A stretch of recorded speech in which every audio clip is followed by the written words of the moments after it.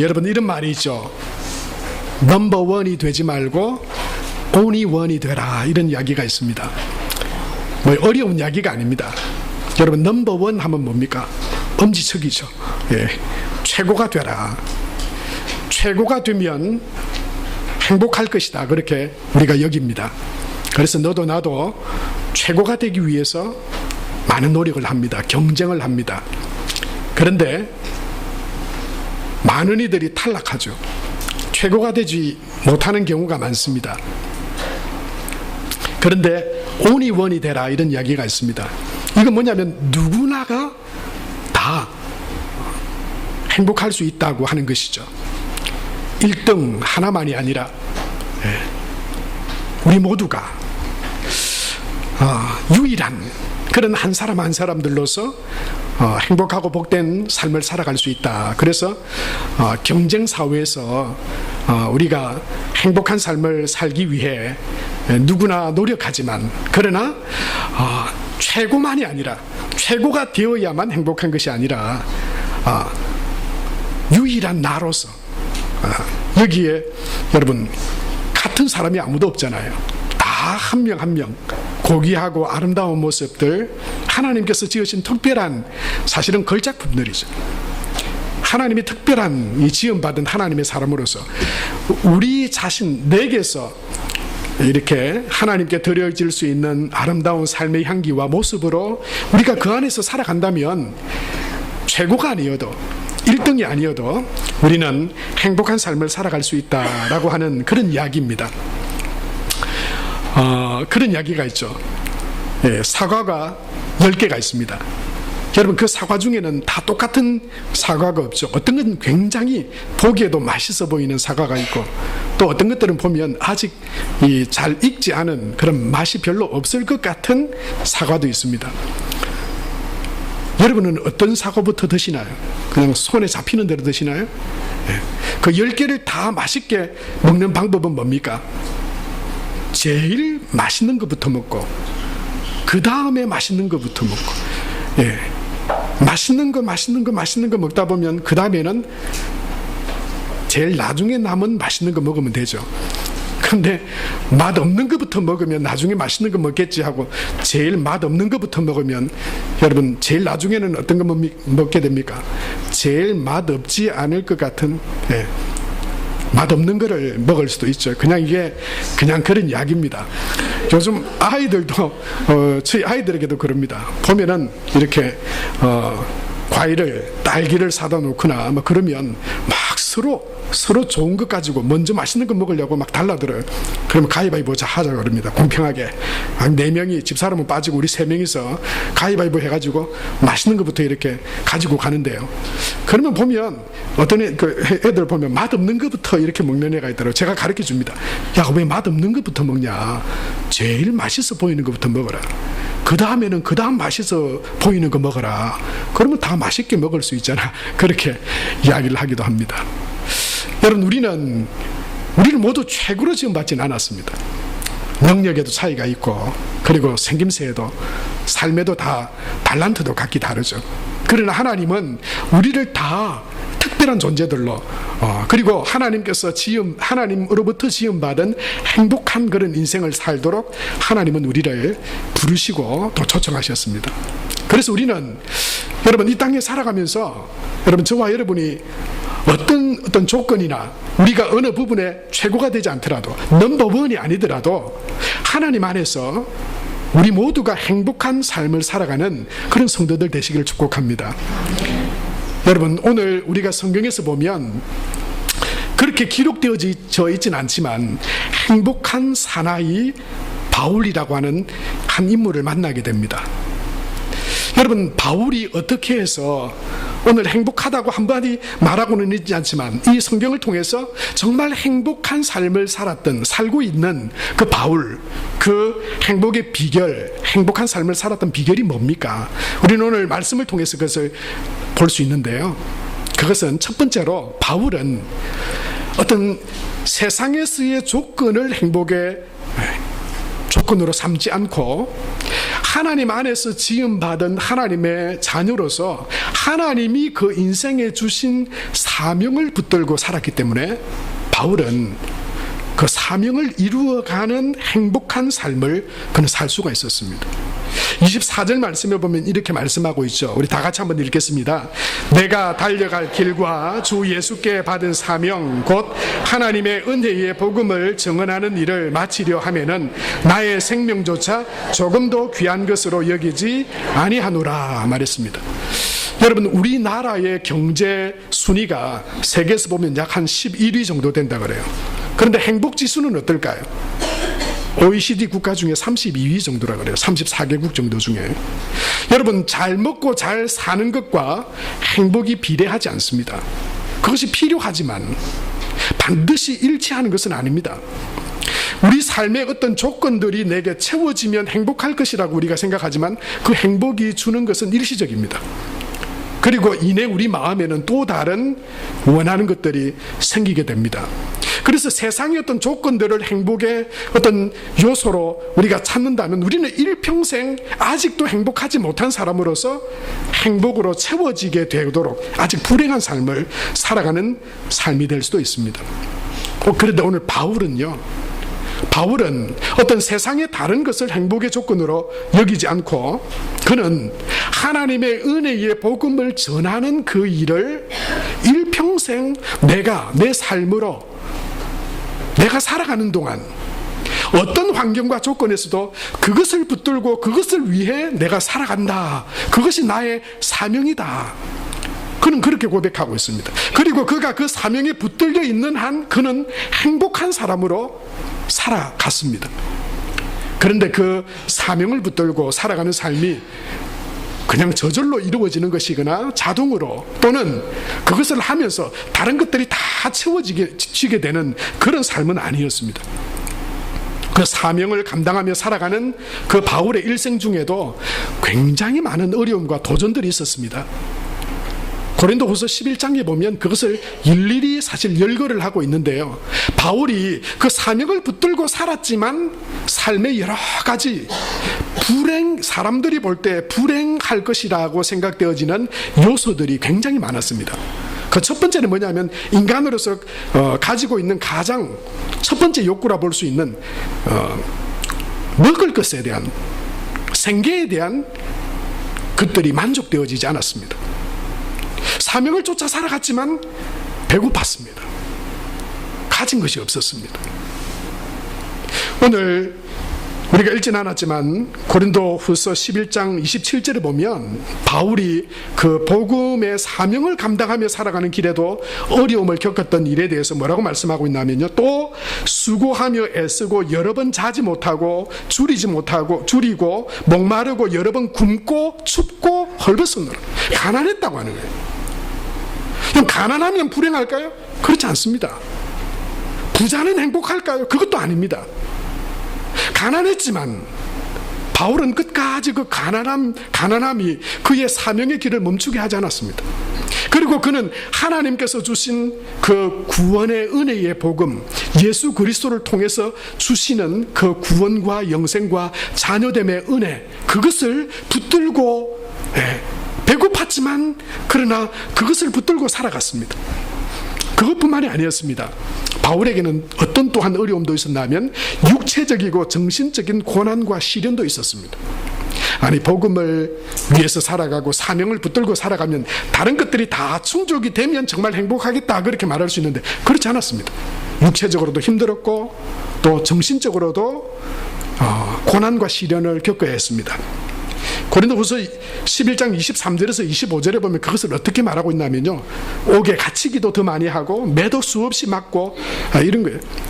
여러분, 어른이 매를 왜 맞습니까? 그건 그냥 교훈하기 위한 매가 아니고 죄에 대한 대가로 때리는 매잖아요. 그래서 그건 죽일 수 있습니다. 사람을 때려서 죽일 수 있는 그런 매를 맞은 거예요. 여러 번 죽을 뻔했다고 그렇게 말하고 있죠. 유대인들에게 40에서 하나 감한매, 이게 몇 대입니까? 39대죠. 왜 39대로 제한했냐면 때려서 죽일 수 있으니까 그 이상은 못 때리도록 제한한 게 40에서 하나 감한매입니다. 이것을 몇 번이나 맞았다 그럽니까? 5번이나 맞았다 그래요. 행복할까요? 행복했을까요? 3번 태장으로 맞고 1번 돌에 맞았다 그랬습니다. 하나님이 주신 사명을 위해서 감당해 가는 그의 삶에도 여러 가지 어려움들이 있었어요. 총체적인 여러분 2중 3중의 고난이 있었습니다. 그 사명을 감당해 가기 위한 바울의 그런 고난이 있었어요. 25절부터 26절에 보면요, 3번 파선하고 1주야를 깊은 바다에서 지냈으며 여러 번 여행하면서 강의 위험, 강도의 위험, 동족의 위험, 이방인의 위험, 신의 위험, 광야의 위험, 바다의 위험, 거짓 형제 중에 위험을 당하고 내 생명조차 조금 더 귀한 것으로 여기지 않는다라고 생각하면서 그는 사명을 붙들고 그 사명을 일평생 하나님의 은혜의 복음을 전하는, 예수 그리스도를 전하는 그 일을 위해서 그는 배고프고 춥고 가난해도 그 사명의 길을 멈추지 않았습니다. 그것을 한다고 사람들이 그를 때리고 모욕하고 가두고, 그것 때문에 여행하면서 온갖 어려움들을 다 겪었지만 그래도 그는 그 사명의 길을 멈추지 않았어요. 왜 그렇습니까? 그가 전하는 복음, 예수 그리스도, 예수님의 그 십자가의 은혜가 이 땅에서 그 어떤 것으로도 줄 수 없는 구원과 하나님의 나라와 하나님의 주시는 영생의 축복이 바로 그 예수 그리스도를 통해서 주어진 것이라고 하는 사실을 그가 분명히 믿었기 때문입니다. 그리고 그것이 가장 귀하다라고 하는 것을 그는 깨달았기 때문입니다. 다른 것들은 다 변합니다.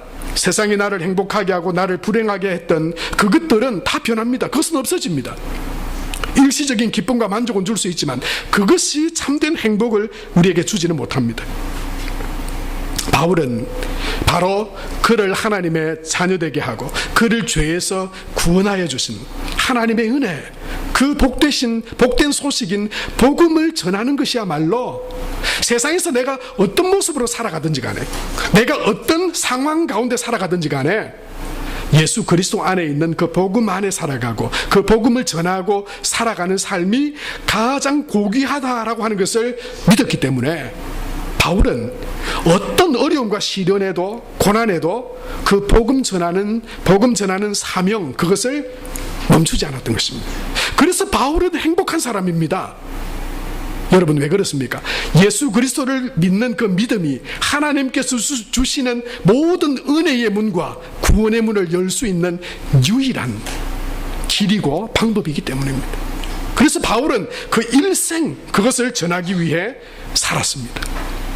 바울은 성경에서 한마디도 바울이 행복한 인생이었다 말하고 있지 않지만, 여러분, 우리는 충분히 바울의 삶을 우리는 들여다볼 수 있습니다. 그는 사명을 따랐기 때문에, 여러분, 이런 것을 가진 사람이 얼마나 행복합니까? 그 어떤 위험과 그 어떤 위협과 그 어떤 어려움에도 결코 양보할 수 없고 포기할 수 없는 것을 가진 사람은 행복한 사람입니다. 대부분의 많은 사람들은 그냥 세상이 좋다 그러고 세상 사람들이 좋아 보이는 그것이 내게 행복을 주리라고 생각하고 지금도 그것을 따라 살아갑니다. 그러나 그는 다 변합니다. 그것은 다 사라집니다. 그러나 영원히 변치 않는 진리를 붙들고 그 진리를 소유한 채 어떤 것도 그것을 무너뜨릴 수 없다고 하는 믿음과 신념으로 그것을 위해 살아가는 사람은 참으로 복된 사람이죠. 사랑하는 성도 여러분, 저와 여러분의 모든 삶에서 삶의 모습들은 다르고 또 우리 삶의 형편들은 다 다르지만 하나님은 우리 모두가 참된 행복한 사람으로 살아갈 수 있는 길을 우리에게 열어두셨습니다. 그것은 바로 하나님이 나를 구원하셨고 하나님이 내게 주신 그 구원의 은혜, 사명과 연관지어 살아가는 삶임을 우리에게 말씀하고 계신 것입니다. 여러분, 가정에서 가정을 돌보는 주부라도 그냥 그 일만 할 수 있습니다. 그러나 여러분, 그것을 사명과 연관지으십시오. 여러분이 직장에서 일하는 그 일이 단순히 그냥 세상에서 내가 쓰고 먹고 누릴 돈을 버는 수단으로 우리가 직장생활하고 사업을 할 수 있습니다. 그러나 그것은 여러분 별로 의미가 없습니다. 조금 더 누리고 덜 누리다가 세상 사람들의 그런 불행과 행복의 그 조건에 그냥 살아가다가 다 없어지고 사라질 것들입니다. 물론 그것이 살아가는 동안에 쓸모없다고 하는 것은 아닙니다. 그러나 우리가 진정한 행복한 믿음의 사람으로 살아갈 수 있는 길은 그것을 하나님이 내게 주신 사명과 연관짓는 것입니다. 가정에서 자녀를 돌보고 자녀를 키우는 일도, 하나님께서 우리에게 주신 사업을 운영하는 것도, 또한 하나님께서 우리에게 주신 교회에 주신 직분과 그 사역을 감당하는 일도, 그것이 단지 세상의 일이 아니라, 어떤 맡겨진 역할이 아니라, 그것을 하나님이 내게 주신 구원의 은혜를 전하는 통로가 되도록 내가 하나님의 그 사명과 연관지을 때, 여러분, 그것을 통해서 우리는 하나님이 주시는 참된 행복의 삶을, 하나님이 주시는 은혜의 삶을 우리 모두가 살아갈 수 있게 될 줄로 믿습니다. 황무지를 일군 부부라고 하는 그런 제목의 기사가 인터넷에 기사로 뜬 적이 있습니다. 그것은 다름 아니라 1999년에 사실은 세계 그 자연 다큐멘터리를 촬영하던 사진 기사였던 세바스티앙 살가두라고 하는 이 사진 작가가 이제 뭐 여러 가지 일을 다 정리하고 그의 고향인 브라질로 그 고향으로 돌아갔다고 합니다. 그 고향으로 돌아갔을 때 그 어릴 때 그 고향에 대한 추억은, 그 고향은 너무나도 아름다운 곳이었어요. 숲이 울창하고 또 아주 이렇게 짐승들이, 또 새소리가 아주 이 자연 그대로가 있는, 그런데 막상 가보니까 자기 고향이 마치 황무지와 같이 그렇게 변해져 있더랍니다. 풀 한 폭이 나무조차 제대로 자라지 않을 것 같고, 새소리는 없고요. 마치 그냥 황량하고 그냥 사막화되어 있는 그 고향을 보게 됐어요. 그걸 보자 그냥 그곳에서 살기로 그리로 갔던 이 세바스티앙 살가두는 그의 아내와 함께 그 고향 주변, 집 주변에 약 214만 평이나 되는 이 거대한 땅에, 자그마한 신시가 될 만한 그 땅에 그 땅을 다시 회복시키고자 하는 그런 마음을 가지게 됩니다. 여러분, 그 넓은 땅을, 뭐 조그마한 밭도 아니고 논도 아니고 어떻게 그 넓은 땅을, 그 황무지와 같은 땅을 변화시킬 수 있겠습니까? 그러나 그런 꿈을 가졌어요.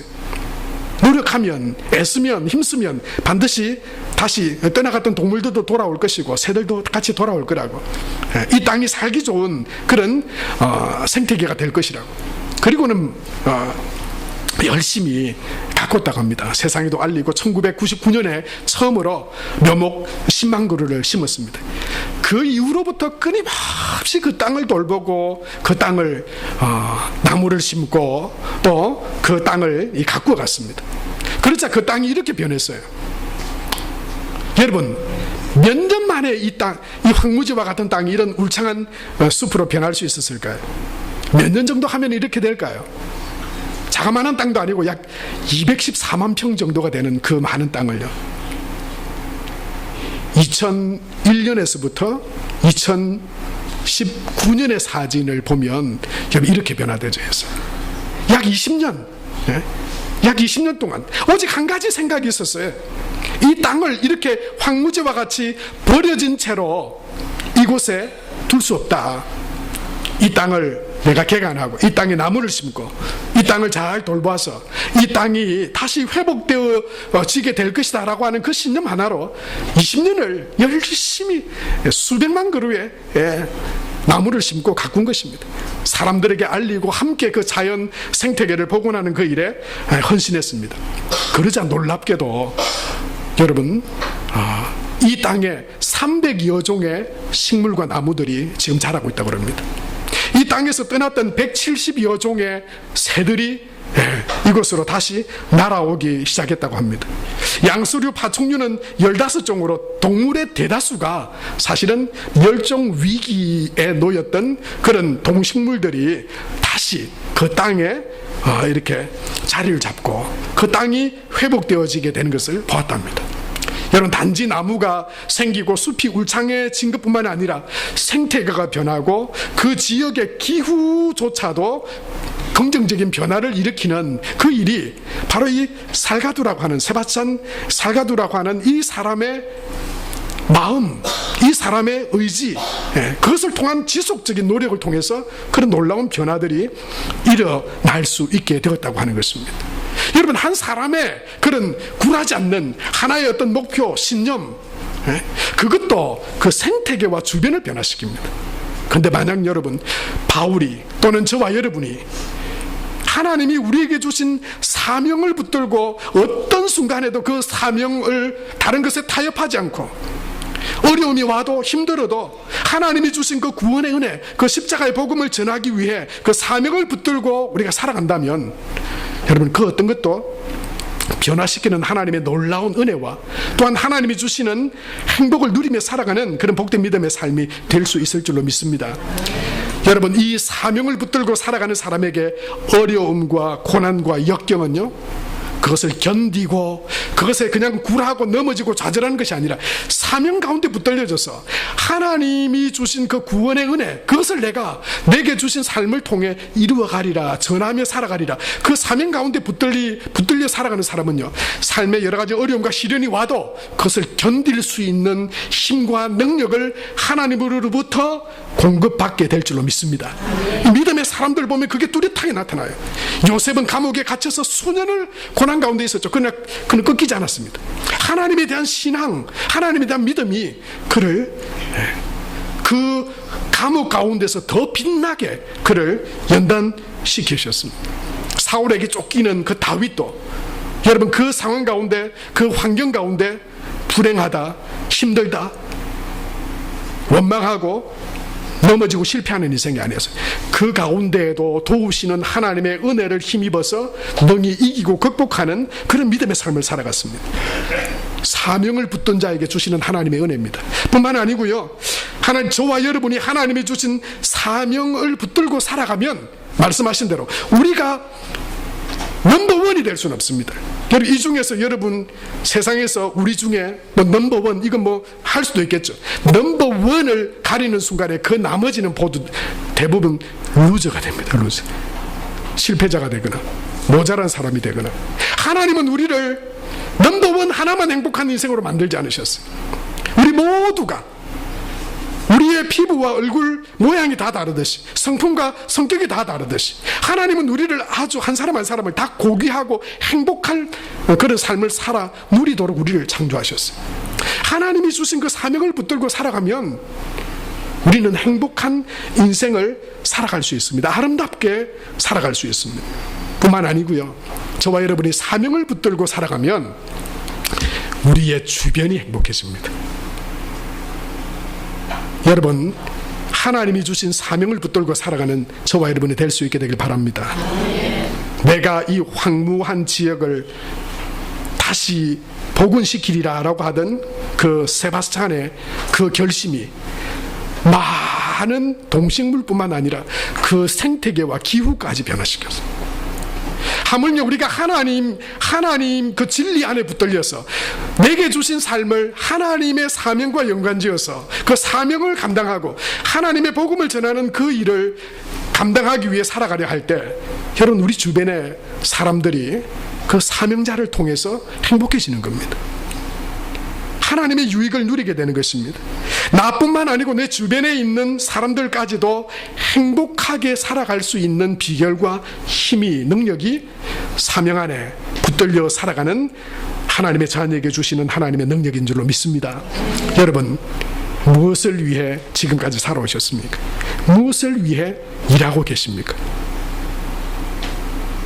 어떤 이는 선교사로 사명을 받아 삶의 전부를 복음을 전하고 선교하는 일에 그 사명을 감당하는 사람이 있습니다.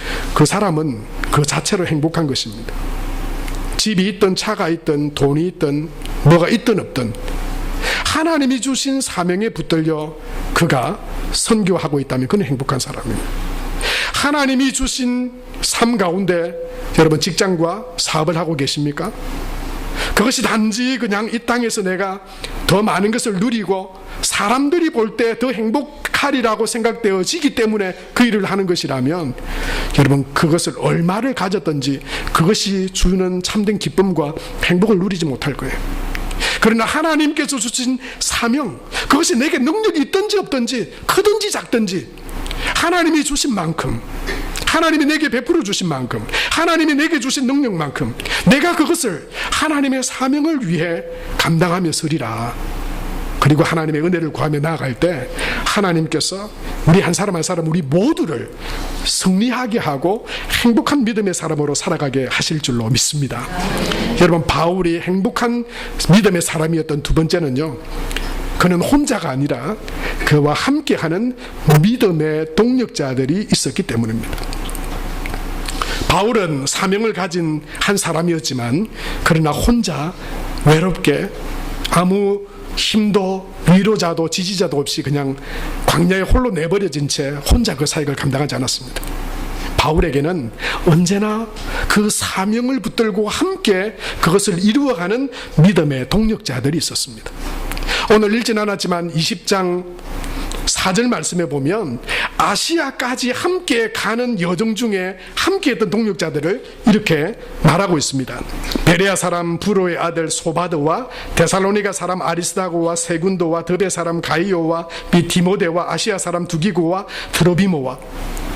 여러분, 사도행전 20장에는 이 사람들만 소개하고 있죠. 그런데 여러분, 바울의 서신이라고 보여지는 알고 있는 성경을 여러분 보세요. 그 서두에 디모데나 또 다른 동력자들을 늘 소개하고 있어요. 나와 함께 하나님이 주신 사명을 감당하는 이런 동력자들이 있습니다. 그렇게 말하고 있어요. 그리고 그 서신의 대부분 말미에도 보면 그와 함께 그 일을 이루어갔던 동력자들을 자랑스럽게 그는 이야기하고 있습니다. 이들이 나와 함께 하나님의 그 사명을 감당해 갔던 믿음의 사람들입니다. 위로자들이었습니다. 격려자들이었습니다. 함께 수고한 자들이었습니다. 그는 홀로 외롭지 않았습니다. 여러분, 특별히 로마서에 보면 로마서 16장은 거의 대부분이요 바로 그 동력자들을 소개하는 장으로 이루어져 있습니다.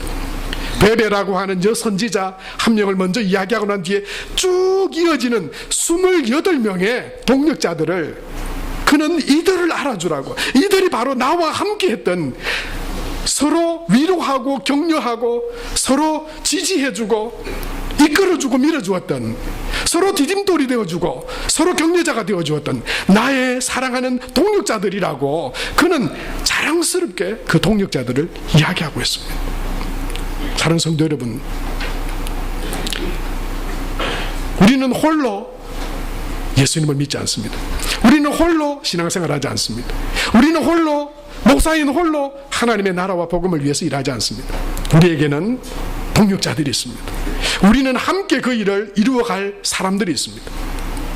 여러분, 이런 동력자들이 있을 때 하나님이 주신 그 사명의 길을 걸어가는 길이 행복하고 또 기쁘고 감사로 충만하게 된다라고 하는 것입니다. 사랑하는 성도 여러분, 여러분에게 그런 동력자들이 더 많게 되기를 축복합니다.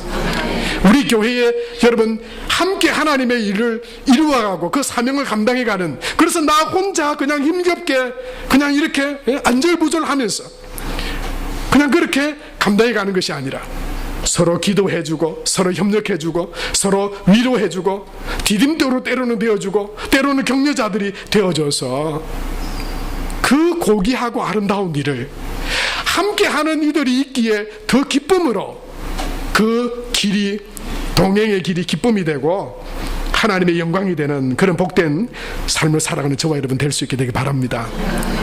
사랑하는 성도 여러분, 여러분의 가정이 그런 동력자들이 되시기를 축복합니다. 여러분의 아내와 여러분의 남편이 하나님이 우리에게 주신 사명 안에서, 믿음 안에서 하나가 되었어요. 그 일을 더 잘 감당해 갈 수 있도록 서로 기도해주고 격려해주고, 여러분 그런 사람은 행복한 사람이에요. 여러분 그것을 위해서 기도하세요. 하나님이 얼마나 기뻐하실까요? 하나님께서 그렇게 아직 그렇게 되지 못했다고 생각하는 되는 분들도 그렇게 하나님께서 이루어 주실 것이라고 하는 믿음을 가지고 하나님 앞에 기도하세요.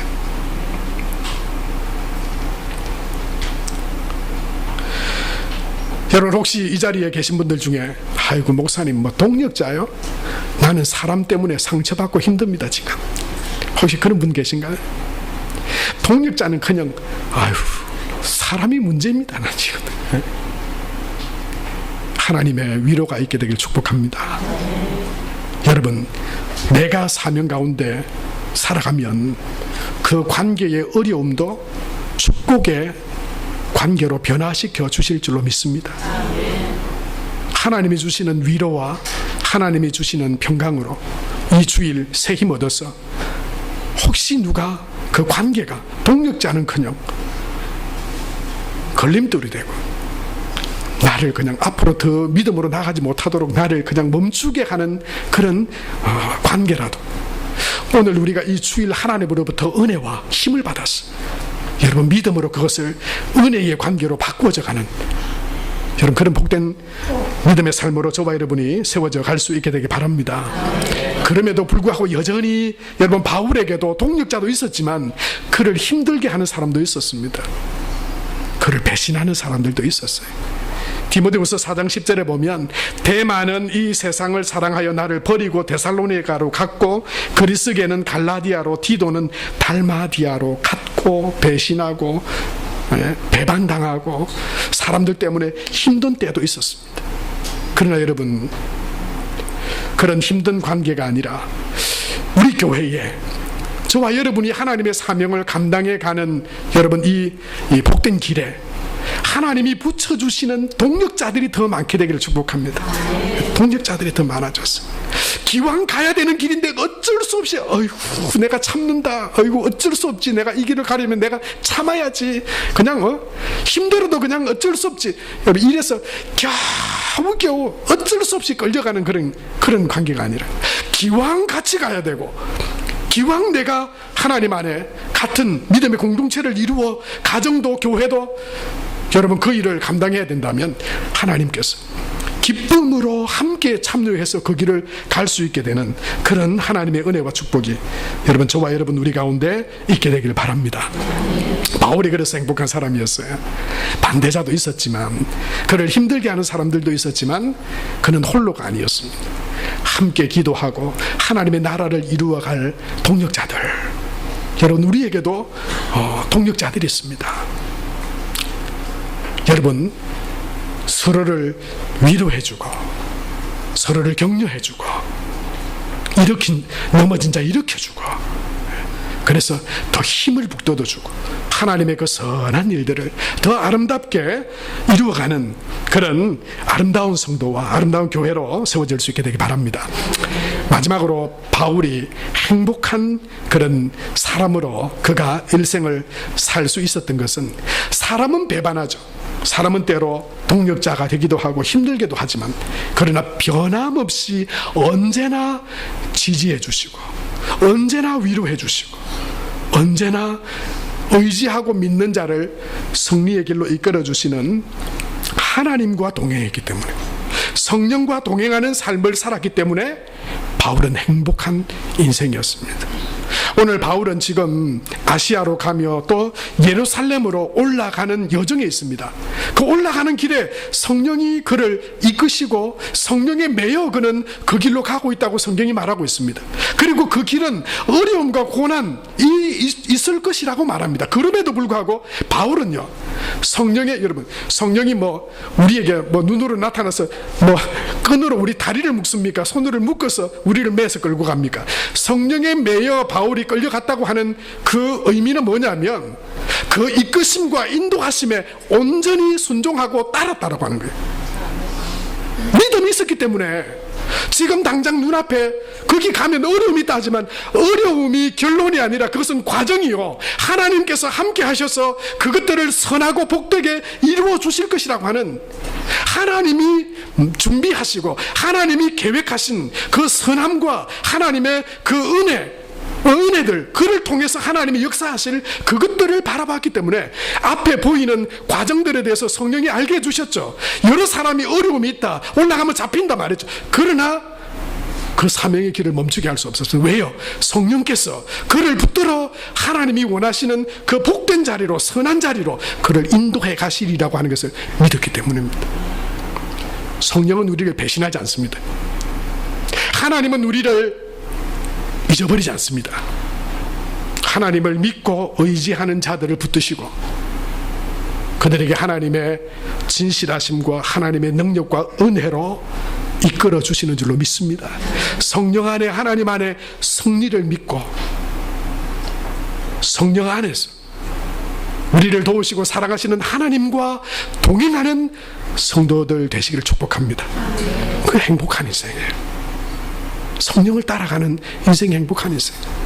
오늘 22절과 23절에 이렇게 말씀하고 있죠. 우리 같이 한번 읽겠습니다. 보라, 이제 나는 성령에 매여 예루살렘으로 가는데 거기서 무슨 일을 당할는지 알지 못하노라. 오직 성령이 각 성에서 내게 증언하여 결박과 환난이 나를 기다린다 하시나 나를 멈추게 할 수는 없다. 왜요? 당장의 눈앞에 보이는 환난과 어려움이 있겠지만 그것은 과정이에요. 예수님은 십자가 없이 우리에게 구원을 이루시지 않으셨어요.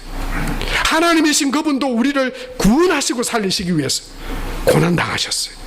그 십자가의 고난을 몸소 겪으셨어요.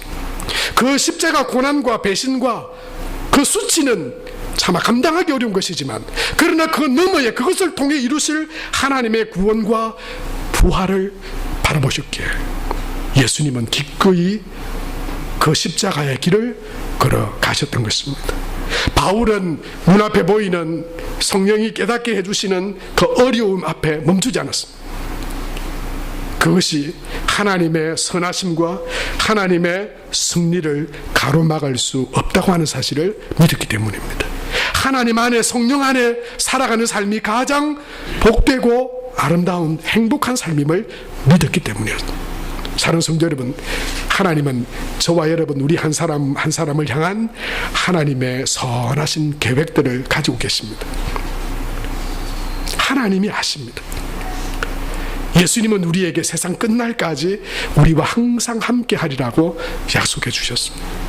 오늘도 성령 하나님은 예배하는 우리 가운데 지금 임재해 계십니다. 그 주님을 나의 동행자로 고백하고, 여러분 우리의 삶의 한순간 한순간 성령 하나님과 함께 동행하는 참으로 행복하고 복된 믿음의 삶을 살아가는 저와 여러분 우리 모두가 다 될 수 있게 되길 바랍니다. 그래서 오늘도 나는 주 안에 내게 주어진 모든 환경과 모든 조건을 떠나 하나님 안에 나는 행복한 사람입니다. 여러분 그런 믿음의 고백으로 살아가는 저와 여러분 되시기를 축복합니다.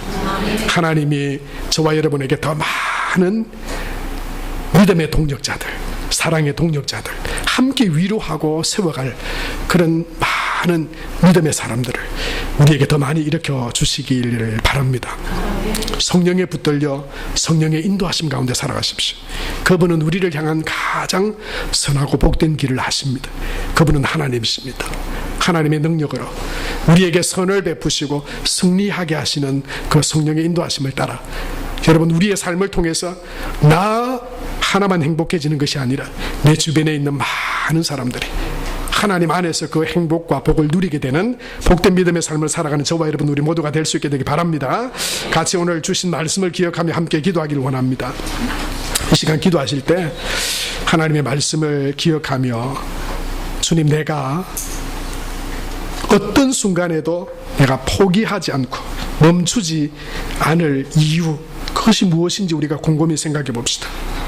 아파도 힘들어도 고단해도 즐거워도 누가 막아도 멈출 수 없는 것, 하나님이 주신 은혜의 길, 우리에게 주신 그 복음, 그 사명, 하나님 삶의 자리는 다 각각 다르지만 하나님께서 내게 주신 그 구원의 은혜와 예수 그리스도 안에 있는 그 복음을 전하는 그 사명을 내 삶을 통해 온전히 하나님 앞에 감당해가는 사명에 붙들린 믿음의 사람 되게 하여 주옵소서. 하나님, 지금은 내게 동력자가 되어지지 못했지만 하나님, 내 주변에 있는 사랑하는 이들이 함께 하나님의 일을 감당해갈 동력자들로 하나님 세워주시고, 우리 교회가 또 우리 주변에 더 많은 믿음의 동력자들이 일어나서 함께 그 구원의 기쁨에 하나님 사명의 길을 걸어갈 수 있도록 도와주옵소서. 변치 않으시고 우리를 떠나지 않으시고 우리와 함께 하시는 성령 하나님을 늘 의지하고 성령 안에 성령 하나님과 동행하는 믿음 되게 하여 주옵소서. 복된 믿음의 삶이 되게 하여 주옵소서. 이 시간 주신 말씀 기억하며 한 1, 2분 정도 함께 기도하며 하나님 앞에 나아가겠습니다. 사랑의 하나님 아버지, 은혜를 감사합니다.